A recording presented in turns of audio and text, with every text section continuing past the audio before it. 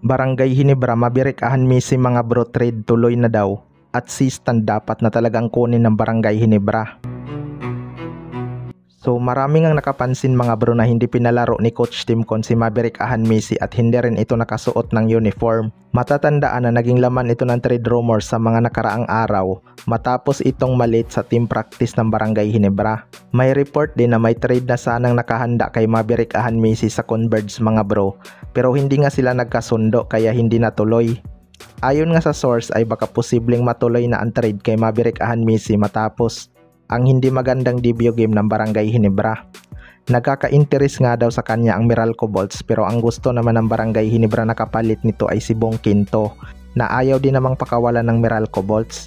Baka pinag-uusapan pa talaga nila kung sino ang pwedeng isama sa trade package mga bro para matuloy na. Maganda ngang bigman na lang talaga ang kukunin ng Barangay Hinebra kung bibitawan man nila si Maverick Ahan Messi, dahil kung gwardiya lang din ang kanilang makuha parang useless lang din naman ang trade.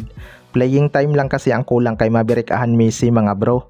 Kayang-kaya naman kasi nitong mag-contribute sa scoring. Medyo tamad lang sa depensa itong si Maverick Ahan Messi dahil kapag naiwan konti ng defender, hindi na nga siya humahasil na habulin.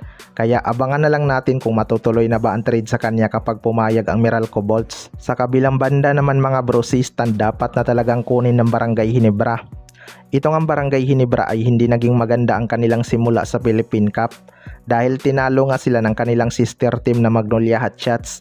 Naglaro nga si Japit Aguilar mga bro kahit kakaopera lang ng kanyang daliri dahil sa injury. Akala nga natin ay aabutin pa ng ilang buwan bago makapaglaro itong si Japit Aguilar para magpagaling sa kanyang injury.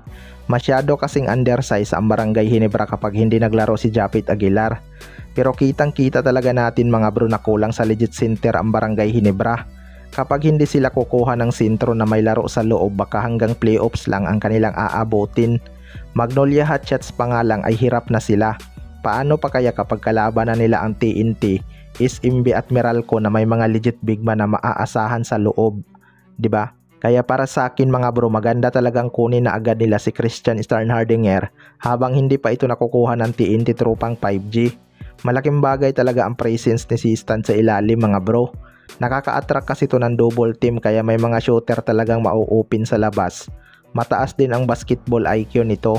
Kapag nakita niyang may double team, binabato niya nga sa kanyang open na teammate ang bola. Kita naman natin noon sa Barangay Hinebra kung gaano sila kadominant kapag nandyan si Stan.